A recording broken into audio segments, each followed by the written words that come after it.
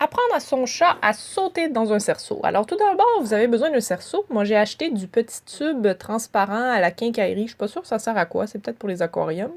C'est pratique parce que même avec une main, vous pouvez le rapetisser ou l'agrandir, là, dépendant de l'étape où est rendu votre chat ou de la grosseur de votre chat. Et j'ai ajouté des petits tapes électriques rouges pour que ça ait un petit look cerceau de cirque. La première séance que moi j'ai fait avec tous les minous. Méloman, le gros minou-mou, lui, aucun problème à passer dans un cerceau. Lucas, il trouve ça bizarre, il touche avec sa patte, il renifle. Vous pouvez commencer à leurrer avec de la bouffe à travers. C'est pas grave si les pattes arrière passent pas complètement, vous pouvez quand même cliquer et donner la gâterie. Il y a des minous comme Miley qui se méfient. C'est quoi ça exactement? Je suis pas d'accord. Donc initialement, en fait, ce que j'aurais pu faire, c'est juste cliquer le fait que sa tête s'en aille un peu vers le cerceau. Maintenant, déjà ça, j'aurais pu cliquer ça. C'est un mouvement vers le cerceau, vers à travers le cerceau. Là, il y avait un gros minou-mou dans le chemin, donc il n'a pas vraiment passé. Mais en regardant ses amis faire, Miley a décidé que, OK, lui aussi était capable de faire ça. Donc, dans la première séance, c'est quand même passé. Mais si vous avez juste un chat, il ne peut pas regarder d'autres qui savent déjà, c'est pas grave. Vous cliquez le moindre petit mouvement vers le cerceau et graduellement à travers le cerceau. Et vous essayez de leurrer à travers le cerceau. Vous pouvez... Il n'y a pas besoin de passer pour que vous récompensiez. Juste la tête qui va vers le cerceau, déjà, c'est bon. Et naturellement, on commence avec le cerceau très bas et avec le cerceau qui est le plus gros possible. Vous voulez pas un tout petit cerceau pour commencer, c'est plus épeurant. Donc, vous commencez très bas et ils vont juste marcher à travers le cerceau.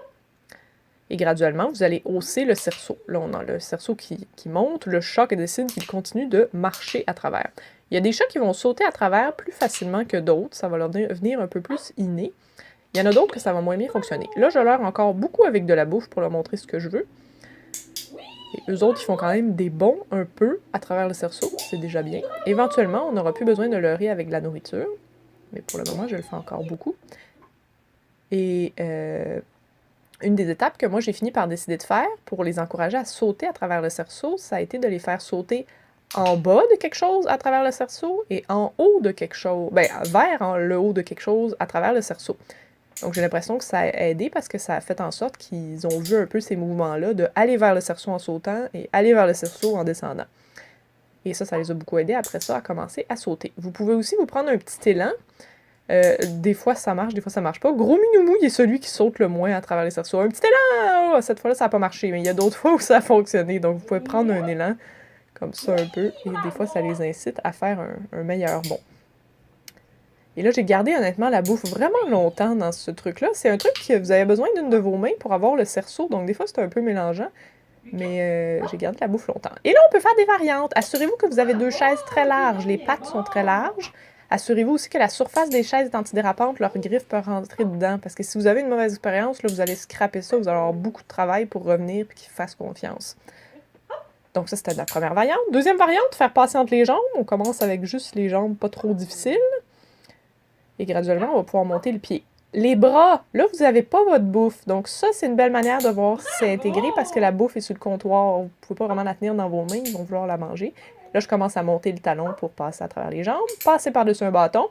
Ça, c'est un peu cheap, mais graduellement, on assimile que, c'est ça. C'est sûr que quand vous faites des variantes, c'est parce que vous avez un bon saute dans le cerceau clair avec un mot de mis dessus. Par-dessus le bras, au lieu de par-dessus un bâton, encore entre les bras.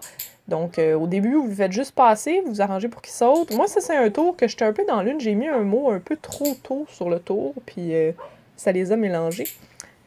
Mais vous pouvez leurrer. Quand vous êtes rendu là, j'ai pas de bouffe dans la main. Là. Je leurre avec le doigt, mais il suit mon doigt qui a de la bouffe vide. Par-dessus une jambe, j'ai le pied à côté sur quelque chose initialement, et graduellement, on va pouvoir reculer un petit peu de manière à puis avoir le pied à côté.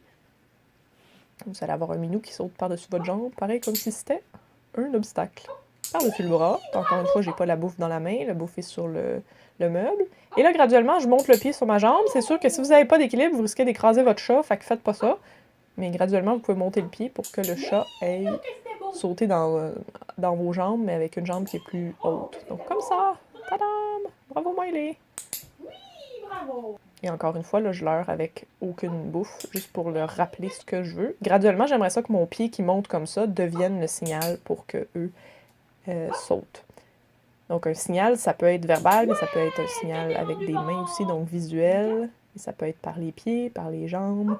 C'est très variable. Donc vous avez plein de variantes avec le tour du hop Vous avez juste à laisser aller votre imagination. Ok,